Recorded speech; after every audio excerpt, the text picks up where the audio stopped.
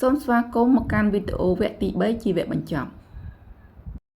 ដើម្បីទទួលបាននៅវីដេអូថ្មីៗជារៀងរាល់ថ្ងៃសូមបងប្អូនចូលទៅចុច like ចុច share និងចុច follow page របស់នាងខ្ញុំម្នាក់មួយផងដែលមានឈ្មោះថារាមានីបន្ទាប់ពីយើងកាត់ដៃអារួចហើយយើងមកវាស់ចុះពីស្មាចុះមកក្រោមចំនួន3សង់ទីម៉ែត្រដើម្បីទុកចន្លោះសម្រាប់ធ្វើការដេរគុណបកចេញក្រៅបងប្អូនចាគឺ3សង់ទីម៉ែត្របើសិនបងប្អូនចង់គុណបកចេញក្រៅធំជាងនឹងបងប្អូនទុកធំជាងនឹងទៅតូចជាងនឹងក៏ទុកតូចជាងនឹងទៅតាមចំណង់ចំណូលចិត្តរៀងៗខ្លួនសម្រាប់ម៉ូតដៃអានេះគឺយើងត្រូវប្រើកណាត់2ផ្ទាំងឬក៏2ជាន់បងប្អូនណាផ្ទាំងទី1គឺលាតហើយផ្ទាំងទី2គឺយើងត្រូវដេរបង្រួចហើយយកមកដេរជាន់លើផ្ទាំងទី1ចានេះគឺជាផ្ទាំងដែលយើងដេរបង្រួញហើយរួចហើយយើងយកមកដេរជាន់នៅលើផ្ទាំងដៃអាវមួយទៀតដែលជាប្រភេទលាតមុននឹងយើងធ្វើការដេរជាន់យើងត្រូវដេរម៉ូតរបស់វាឲ្យហើយសិនគឺយើងត្រូវដេរជាន់ម៉ូតចំពាក់កណ្ដាលនៃដៃអាវរបស់យើងចាហើយនេះគឺជាដៃអាវដែលយើងបានដេរជាន់ម៉ូតរួចរាល់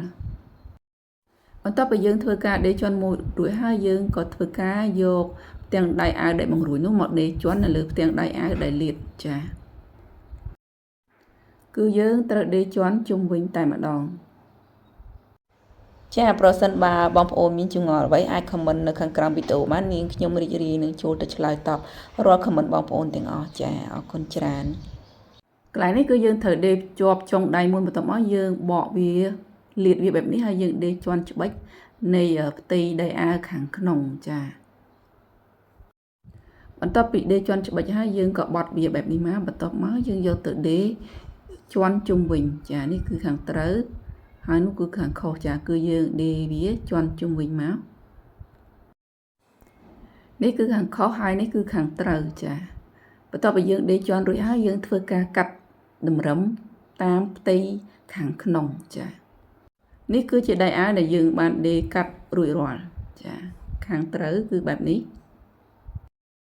បន្ទាប់មកយើងធ្វើការដេរភ្ជាប់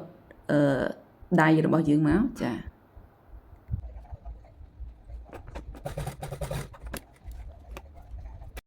នេះគឺជាដៃអាវដែលយើងដេរភ្ជាប់ហើយយើងប្រឡាត់មកចាគឺមានទ្រង់ទ្រាយបែបហ្នឹងឯងបងប្អូនស្រស់ស្អាតដែរទេ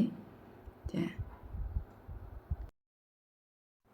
បន្ទាប់ពីយើងដេរភ្ជាប់ដៃអាវរួចហើយយើងយកដៃអាវរបស់យើងមកដេរភ្ជាប់នឹងតួខ្លួនអាវ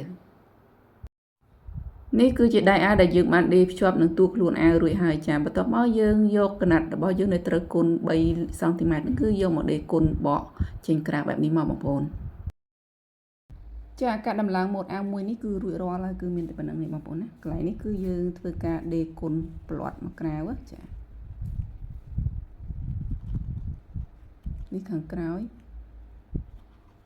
ហើយនេះគឺខាងមុខ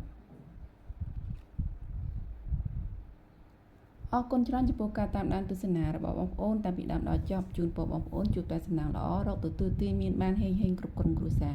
ជួបគ្នានៅវីដេអូក្រោយ